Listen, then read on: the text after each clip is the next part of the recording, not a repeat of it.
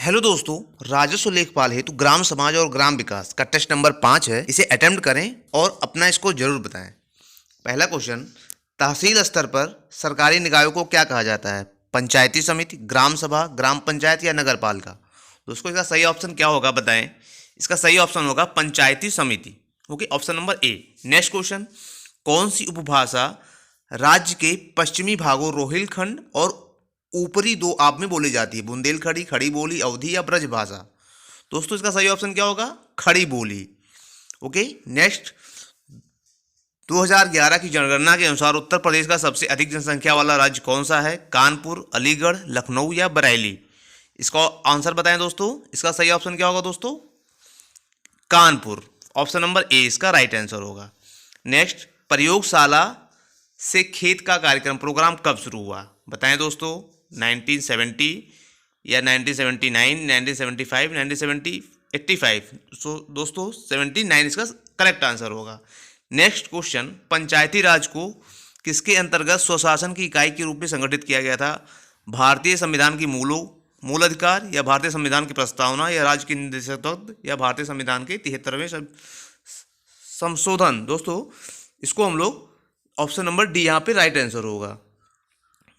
दोस्तों 73वां संविधान संशोधन 24 अप्रैल 1993 को प्रभाव में आया था। ओके, नेक्स्ट क्वेश्चन, निम्नलिखित में से कौन तृणमूल लोकतंत्र से संबंधित है? लोकपाल, पंचायती राज पद्धति या अंतर्राज्य परिषद या क्षेत्रीय राजनीति? दोस्तों ये पंचायती राज पद्धति से संबंधित है, क्योंकि प्रधानमंत्री नरसिम्हा राव के कार्यकाल में ये 73वें और 74वें संविधान संशोधन द्वारा पंचायतों और नगर पालिकाओं को संवैधानिक दर्जा प्रदान किया गया था। भाग 19 में और जो अनुच्छेद 243 में इसका वर्णन किया गया है। इस तरह से इसका सही ऑप्शन क्या होगा दोस्तों? Option number B. भारतीय खाद्य निगम की स्थापना कब की गई दोस्तों? दोस्तों भारतीय खाद्य निगम की स्थापना कब की गई? 1965 में। इसका सही ऑप्शन क्या होगा दोस्तों? ए। दोस्तों इसका हेडक्वार्टर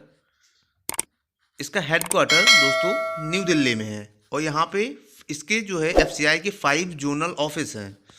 दोस्तों इस समय जो एफसीआई के करंट चेयरमैन और एमडी कौन है? संजीव कुमार हैं।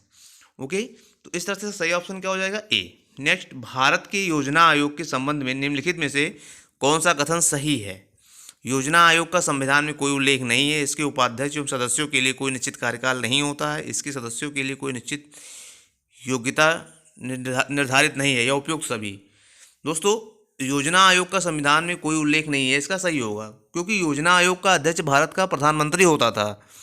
आयोग का एक अध्यक्ष भी होता, उपाध्यक्ष भी होता था, इसका कार्यकारी प्रमुख होता था वो, और उसकी नियुक्ति केंद्रीय मंत्रिमंडल द्वारा निश्चित कार्यकाल के लिए की जाती थी।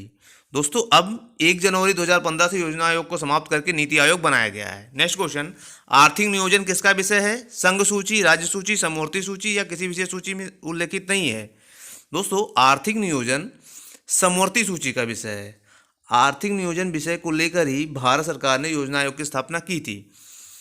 भूदान आंदोलन कार्यक्रम आचार्य विनोबा भावे द्वारा सर्वप्रथम किस प्रदेश में स्टार्ट किया गया था? दोस्तों भूदान आंदोलन 1951 में स्टार्ट किया गया था आंध्र प्रदेश, जो कि अब तेलंगाना में है। तेलंगाना में ये पहला जो दान हुआ था, तेलंगाना क्षेत्र के पोचमपल्ली गांव में ये दान मिला था। ओके, तो जो अब तेलंगाना में आता है, तो इसका सही ऑप्शन होगा आंध्र प्रदेश। नेक्स्ट में, भारत में न्यूनतम समर्थन कीमतें सरकार द्वारा वर्ष में कितनी बार घोषित की जाती हैं? दोस्तों 2 बार घोषित की जाती हैं।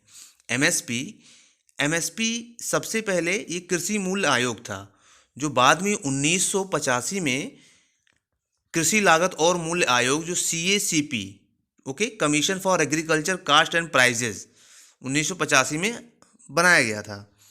ओके, जो इसको निर्धारित करता है एमएसपी को। नेक्स्ट, भूधारण प्रणाली की रैयतवाड़ी व्यवस्था को शुरुआत भारत में किसने की थी? Lord Cornwallis, William Bentinck, Lord Chelmsford या टॉमस मुनरो? दोस्तों इसका सही ऑप्शन होगा टॉमस मुनरो। नेक्स्ट, झूमिंग खेती किन क्षेत्रों में होती है? मध्य प्रदेश, राजस्थान, पूर्वी क्षेत्रों में या तटीय? दोस्तों ये मैक्सिमम होता है पूर्वोत्तर प्रदेशों में। सही ऑप्शन होगा इसका पूर्वोत्तर प्रदेशों में। ओके, नेक्स्ट, 100 से 200 सेंटीमीटर वार्षिक वर्षा वाले क्षेत्र किस प्रकार की खेती होती है? संचित खेती, तर्क कृषि या आर्द्र कृषि या शुष्क कृषि? दोस्तों सही ऑप्शन क्या होगा बताएं? इसका सही ऑप्शन होगा आर्द्र कृषि। Okay, option number C. नारियल उत्पादक राष्ट्र कौन सा है? इंडोनेशिया, मलेशिया, भारत या फिलीपींस? दोस्तों ये अपना भारत नारियल उत्पादक शीर्ष राष्ट्र है, ऑप्शन नंबर सी। मृदा की घटती उर्वरता और उत्पादक को बचाने के लिए किस कृषि पद्धति का प्रयोग आवश्यक है? फसल चक्र, समुचित पोषक प्रबंधन, समकीट प्रबंधन या पर्माकल्चर? दोस्तों पर्माकल्चर सतत कृषि से संबंधित है। सतत कृषि कोई भी पर्माकल्चर भी बोलते हैं। भारत में पंचायती राज प्रतिनिधित्व कौन करता है? शक्तियों का विकेंद्रीकरण, लोगों की हिस्सेदारी, सामुदायिक विकास? दोस्तों इसका सही ऑप्शन क्या होगा? सामुदायिक विकास। ये तीनों इसमें सही होंगे। दोस्तों भारत में पंचायती राज की स्थापना ग्रामीण जनता के समृद्ध विकास के लिए ही की गई थी। नेक्स्ट, कौन सा कार्य स्थानीय स्वशासन के संबंध क्षेत्र में नहीं आता है? दोस्तों सार्वजनिक स्वास्थ्य, स्वच्छता, जनोपयोगी सेवा ये सारे आते हैं। बस सार्वजनिक अनुशंसा का रखरखाव केंद्र राज्यों का आय का बंटवारा करने के लिए नहीं आता है। क्यों?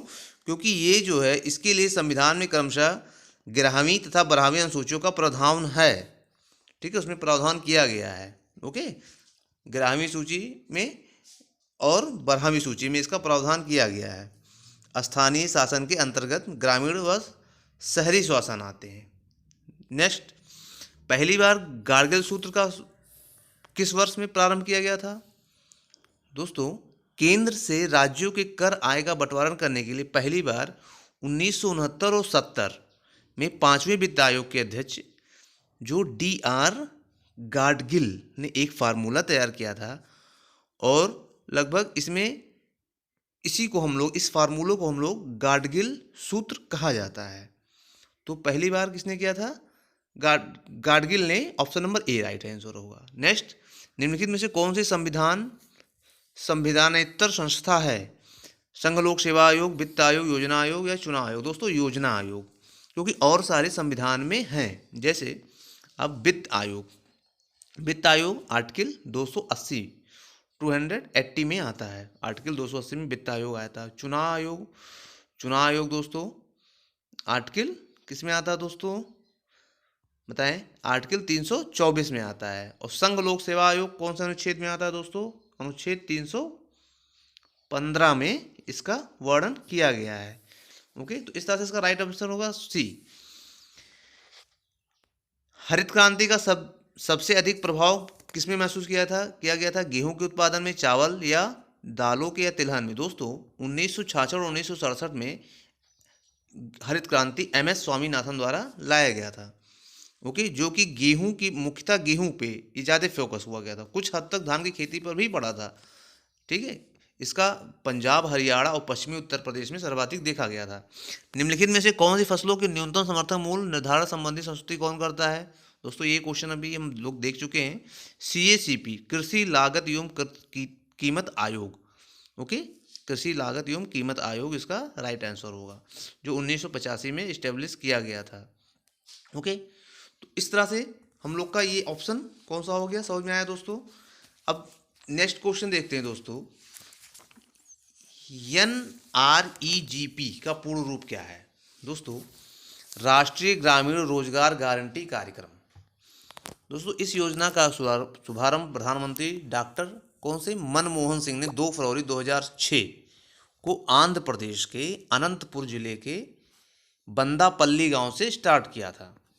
ओके, 2009 में केंद्र सरकार द्वारा इसका नाम बदलकर महात्मा गांधी राष्ट्रीय ग्रामीण रोजगार गारंटी अधिनियम कर दिया गया है। ओके, जिसमें कम से कम 100 दिनों के रोजगार मिलता है। एक कृषि खेत के मापन की सर्वोत्तम विधि क्या होगी? दोस्तों इसका सर्वोत्तम मापन विधि किसके द्वारा करते हैं दोस्तों? जरीब द्वारा या प्लेन टेबल द्वारा या प्राग्मेटिक कंपास? दोस्तों इसका सही ऑप्शन होगा जरीब द्वारा, क्योंकि एक जरीब लगभग 55 गज का होता है। एक जरीब के वर्ग को 1 बीघा कहते हैं। किस समिति की संस्तुति पर देश में पंचायती राज को लागू किया गया था? उसके अध्यक्ष कौन थे? अशोक मेहता, चीनम भाई मेहता, बलवंत राय मेहता या जीवराज मेहता? बलवंत राय मेहता उसके अध्यक्ष थे। दोस्तों इनकी समिति ने 1957 में अपनी रिपोर्ट दी थी। ओके, और इन्हीं जो इन्होंने अंतिम रूप से पंचायती राज के रूप से जाना गया।